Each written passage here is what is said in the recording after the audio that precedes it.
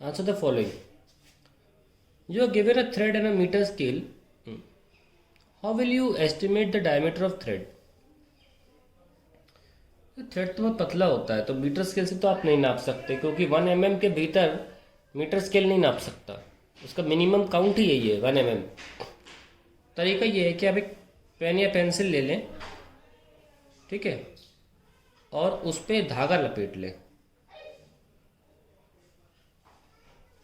लपेट लिया, धागा लपेट लिया, उस पर अब आप क्या करिए, काउंट करिए कितने आपने टर्न्स मारे हैं, क्योंकि टर्न्स चिपके होंगे। The turns must be tight without any gap. कोई गैप नहीं होना चाहिए टर्न्स में। फिर आप ये लेंथ नाप लीजिए, ठीक है। तो आपके पास n टर्न्स हो जाएंगे और n टर्न्स की L मीटर लेंथ हो जाएगी। तो एक टर्न मतलब कि कितनी मीटर हो जाएगी, इतनी मीटर लेंथ हो जाएगी। तो ये मिल तो गया आपको थिकनेस, ये तो थिकनेस है ना। एक टर्न की लेंथ मिल जाएगी आपको। तो आप, ये तरीका है आपको स्केल से नापने का। स्केल से ये नप जाएगा इतना, और फिर आप यूनिटरी मेथड से थिकनेस निकाल सकते हैं धागे की। ये पार्ट हो गया। अब आता है a screw gauge has a pitch of 1 mm and 200 divisions on the circular scale. Do you think it is possible to increase the accuracy of screw gauge arbitrarily by increasing the number of divisions on the circular scale? देखिए, जब आप पहले screw gauge की बात सुनिए। Screw gauge की बहुत ज़्यादा जानकारी होना ज़रूरी नहीं है सवाल करने के लिए, है ना। यहाँ पे कर लेते हैं बी पार्ट। ज़्यादा जानकारी तो उतनी है आपको स्क्रू गेज की, बस सुनिए ध्यान से कि जो लीस्ट काउंट होता है वो होता है मिनिमम मेजरमेंट जो कोई इंस्ट्रूमेंट ले सकता है, और उसका फॉर्मूला स्क्रू गेज के मामले में है pitch upon number of circular scale divisions. अब पिच सुनिए क्या होता है। जब कोई चीज़ गोल गोल ऐसे रिवॉल्व कर रही होती है, अगर कुछ ऐसा किया जाए कि रिवॉल्व के साथ साथ ही ऊपर भी चलने लग जाए, तो एक रेवोल्यूशन में कितना ये ऊपर उठा है उसे हम पिच बोलते हैं।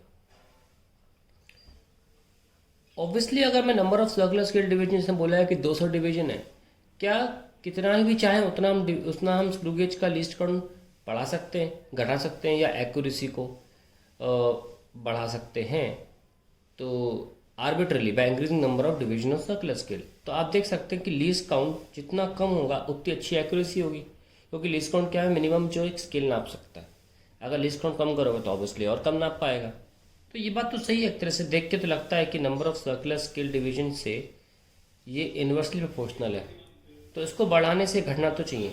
लेकिन आर्बिट्ररी वर्ड की वजह से ये आंसर है नो, नॉट आर्बिट्ररीली, मतलब जो मन चाहे वैसा नहीं। अब उसकी सुनिए वजह क्या है।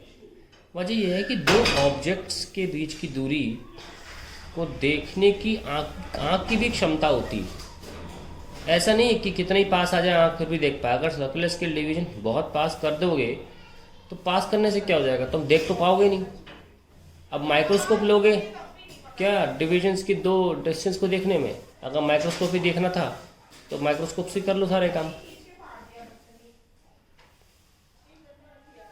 तो ये एंगुलर सेपरेशन जो है, ये आँख की एक लिमिट होती है, और अप्रोक्सीमेटली 10⁻⁻5 रेडियन तक जाता है। ये 10⁻⁻5 रेडियन एंगल तक आँख देख सकती है। दो ऑब्जेक्ट्स के बीच की जो सेपरेशन है वो इतनी हो सकती है, ठीक है। तो अगर आपके डिविजन्स इतने पास आ गए कि ये एंगल से भी कम हो गया दो ऑब्जेक्ट्स के बीच का एंगुलर सेपरेशन, तो फिर आप नहीं देख पाएंगे। इसीलिए एक लिमिट है जहाँ तक आप इसको नंबर ऑफ सर्कुलर डिविजन्स को बढ़ा सकते हैं। उसका बढ़ाने में क्या, बढ़ाते रहो, लेकिन उसको कोई फ़ायदा नहीं है।